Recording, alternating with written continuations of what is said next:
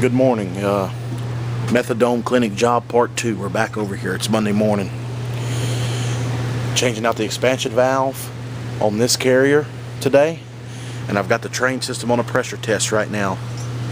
Here's the old expansion valve that come out of the carrier. It's flare on one side where it goes into the coil, and then your line set comes in right here.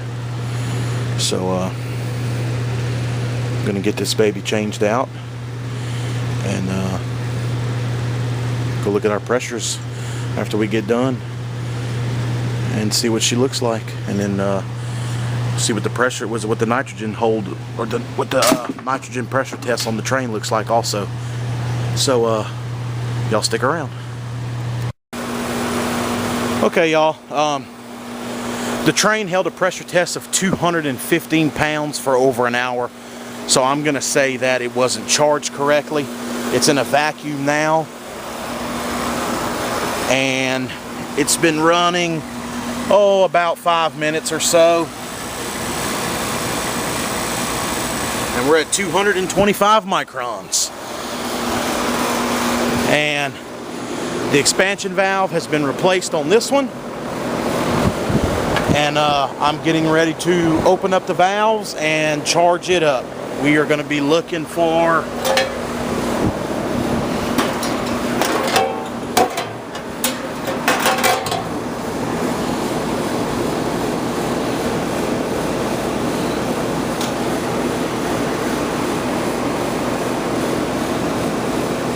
Bryant. We're looking for indoor TXV subcooling 11. So that's what we're going to be shooting for. So let me get the S-Man hooked up to this unit, and I'll get it started up, and I've got to go run up in the attic and wrap up the bulb on the expansion valve. So let me go do that, and I'll start it up. Alright, y'all, I just got the Bryant all fired up. It just started. It ain't been running not even 5 minutes, so we're gonna let it sit here. So far, looking so good. I like it a lot better than what it looked like. I don't think I shot any video of what it was doing before the TXV was changed. The suction pressure was real low. I was, like I showed y'all right here, I was looking for that 11 degree subcool, and I got it down to like about 12 degrees of subcool, and this was just really, really low. The suction pressure was in the 40s, and the superheat was like in the 40s and 50s. And the expansion valve just wasn't operating like it was supposed to. It wasn't letting, you know, I guess enough refrigerant through it. So that's when I diagnosed it as a bad one and got a new one coming in, and we're already looking a lot better. I definitely want to see that superheat go down, but of course my subcooling is not where it needs to be either. But like I said, it ain't been running that long. I'm gonna let it run about 20 minutes, and I definitely need to see that superheat come down, and I need to see the subcooling come down to make sure that the TXV is letting enough refrigerant into the evaporator. So I'm gonna hang with it for a minute, and once it stabilizes or whatever, and the valve's not adjustable, so I can't adjust it. So if, you know, that's why, you know, I didn't adjust the last one, because it's not adjustable on these carriers. So I'm gonna hang with it for a minute, and we'll see what happens. Hey y'all, okay, I'm still here at the Methadone clinic. Got the train charged up, looking for a 10 degree subcool. It's at 13, but it's, you know, the expansion valve is playing, so it'll go back down. Let me tell y'all what I did though, and y'all don't make the same mistake I just did. Oh, and by the way, on the Bryant over there, the superheat came down beautifully, so beautiful, and I had to actually end up reclaiming a little bit of refrigerant, and I got the subcool down to 11 with like a 22, 21 degree superheat. So I was real happy with the way the Bryant came out, and it's cooling great now. I almost just made a mistake on this one. I was fixing I had diagnosed this one with a bad expansion valve also, and was actually fixing to go to the American Standard Supply House to pick one up. But let me tell y'all what I did, and I ought to kick myself in the butt for this. I added refrigerant to this unit because it was low. and you know, and the leak check held, so they just didn't charge it right.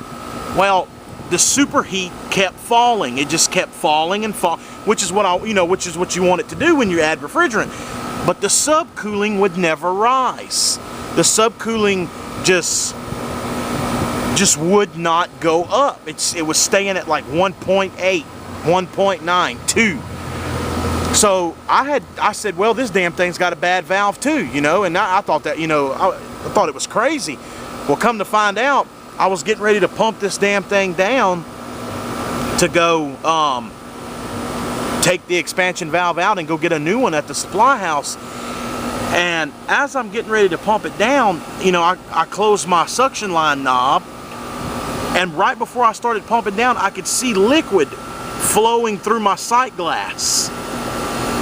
And you know, I'm thinking to myself, I said, what the hell is going on? I got these knobs closed. So I checked that one, it was good, but when I stuck my hand on this one, this baby was wide open, and that's what was throwing me off. I was constantly letting damn refrigerant in the unit, and that's what was throwing my subcooling off. That's why it wasn't rising. So y'all don't make that mistake. I kicked myself in the butt for that one, but hey, I mean, you know, we're not perfect. I guess everybody makes a mistake every now and then. So I'm just glad I caught it before I went to the supply house to you know, change out an expansion valve for no reason, because then I'd have really been mad at myself. And but anyway, all right, y'all, well, that's about it for the methadone clinic. We got the, well, except for the air handler, we got the Bryant back up and running. This Bryant is cooling. I went through it, it's working fine. The American Standard right there in the middle, that American Standard, you see the little short one, it is not working. We got to change the air handler on it. But that Bryant right beside the American Standard is the one I changed the expansion valve on. She's working. And the Heil way in the back there, just got going through it. It's working great too. So we've got all these units back up and running for this clinic except for that American Standard. And we'll have it running later this week when the air handler comes in. And I'll get some video on that. So we're just about done with this clinic here. All right, y'all. Thank y'all for watching. Alright, y'all, we're back at the methadone clinic again, changing out the air handler.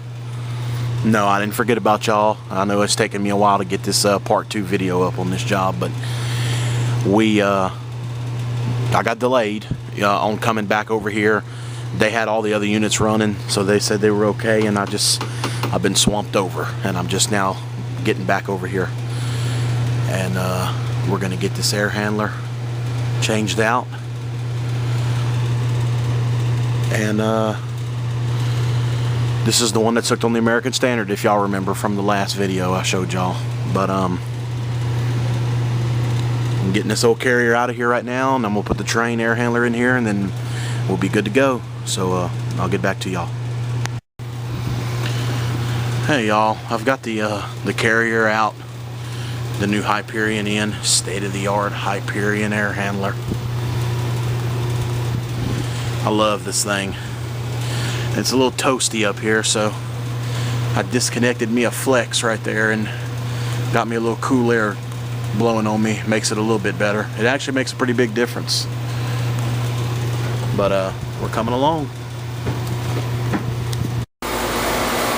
Alright, we got the new air handler installed. I'm going to give y'all a shot of that here in just a few minutes. As you can see, I'm getting ready to do my vacuum right now on the American Standard.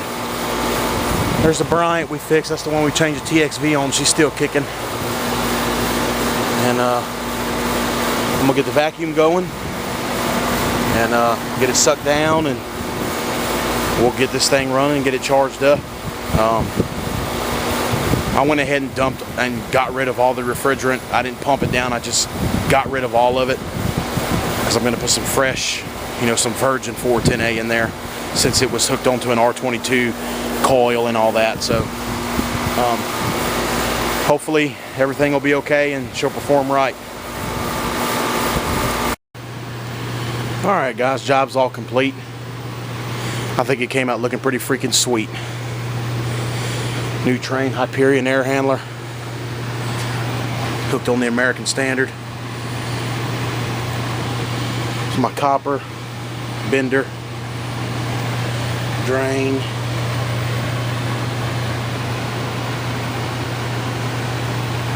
All hard duct trunk lines, a little bit of flex.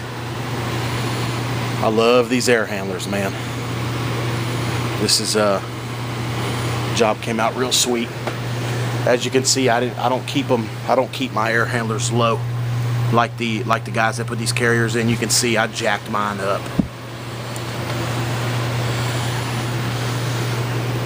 Hopefully you can see how high it is compared to the carriers. And this is pretty cool. You take this badge here and you pull this little tab and you can flip it for either way. So pretty cool. Nice looking job. I'm setting the charge right now. I'm letting it run. You know, you gotta I let them run about between 20 and 30 minutes before I, you know, start messing with it. And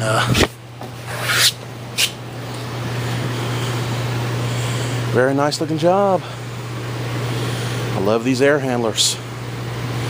But that's it. The methadone job is complete. Alright guys, the methadone clinic's done. American Standard is back online, back working. The Bryant's back online, change the TXV on the indoor, and the train is back online. So that's it for the methadone clinic. They are all back up and running. Thanks for watching, guys.